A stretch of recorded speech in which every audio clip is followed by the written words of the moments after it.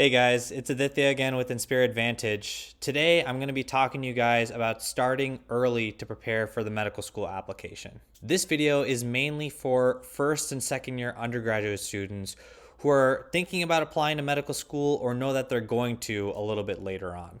There are many things that you can do, even though you're early in your undergraduate career, to prepare for the medical school application. Starting early can be advantageous as it can allow you to strategize different letters of recommendation, different activities, and even different classes that you need to take in order to prepare yourself to apply for medical school. In this video, we're going to talk about some things that you can do as an early undergraduate student to boost your chances of getting into a medical school when you finally apply. Pick activities that you will stick with for the long run.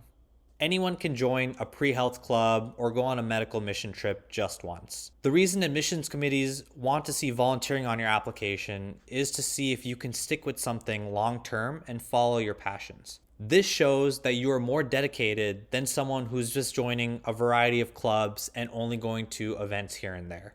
So instead of just joining 5 or 6 clubs in which you're doing maybe 1 or 2 things each semester, find those 1 or 2 activities that you're truly interested in and start early. Join them during your first or second year and keep them going until the time that you apply. Examples could be something like working in a nursing home or working as a hospice volunteer for multiple years. You could get involved in an NGO that is local to your community starting your first or second year of undergrad, and you could stick with it your entire time. For example, one of the programs that was available to me at my undergraduate campus was an organization that connected students at the university with local elementary schools and paired them for tutoring. That'll show more dedication and genuine interest than someone who just picks a bunch of clubs and doesn't really do much with them. This goes for other activities such as research as well. For example, someone who's been in a research lab for 2 to 3 years is going to look a lot more dedicated and impressive than someone who's only been in a research lab for half of a semester. There's a certain type of dedication and interest that is implied by someone who's able to stick with activities for more than a couple months. Since you're starting to think about going to medical school early, definitely try to have a plan for what you'll be doing each summer. A lot of pre-medical students have a bunch of different opportunities that they can pursue during their summers. This could be extended volunteering opportunities, it could be research labs, or it could be even shadowing opportunities that you may not have time for during the school year. Whatever it may be, you should definitely have something planned for your summers. Summers are a great time to take a deep dive into those activities that you're passionate about. You don't even have to start a new activity during the summer. You could extend something that you've been doing during the school year into one of the summers. For example, if you're working at a research lab in your undergraduate institution, you can stay in that same lab and work for more extended hours during the summer.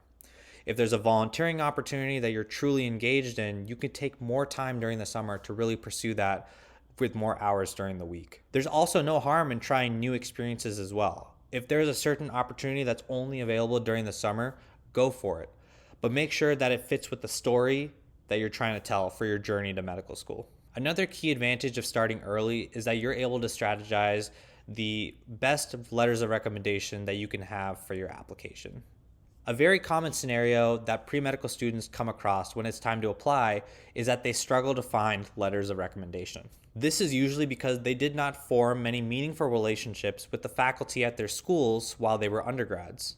Letters from research and volunteer mentors may be the easiest to get at times because they directly know you and have seen your work. The difficulty can arise when you're trying to get letters of recommendation from faculty members. And this difficulty can be even more if the schools that you're applying to request specific faculty members from certain science classes or even certain humanities classes. So my advice is to try to make those meaningful relationships with faculty members that you vibe with. Forming those meaningful relationships with faculty members will allow you to have stronger letters of recommendation down the road.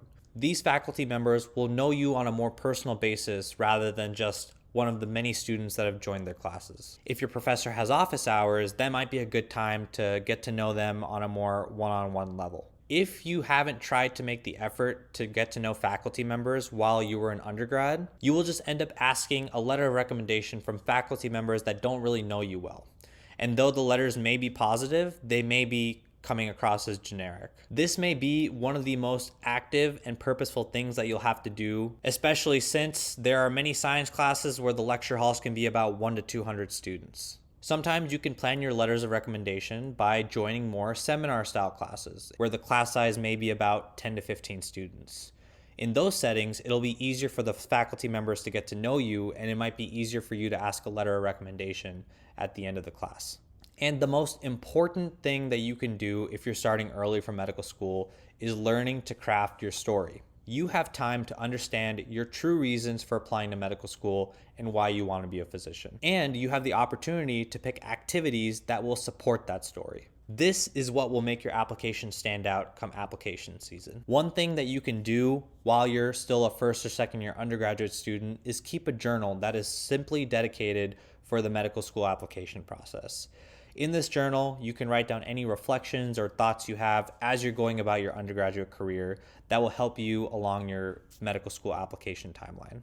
You will thank yourself when it comes time to writing your personal statement because you will have specific details about impactful moments during your undergraduate career that you can take and include in your personal statement. Your story needs to be something that is unique to you, and the activities that you choose need to make sense for that story. The art of applying to medical school is threading the needle through everything that you've done during your undergraduate career and coming up with a story that connects all the dots that you've come across while you're studying to become a doctor. If you're planning these dots in advance and you're planning these opportunities in advance, it'll be easier for you to thread the needle and make a cohesive story come time to apply for medical school. And the more cohesive your story, the more impactful your story will be to admissions committees and the higher likelihood of you getting interviews and getting accepted into medical school. That's what will make a winning application. Thanks so much for tuning into our video, guys. Make sure to subscribe to our channel, Inspira Advantage. We're doing an entire How to Get into Medical School video series. This is just one of those videos. We'll hope you'll join along for the rest of them. See you next time.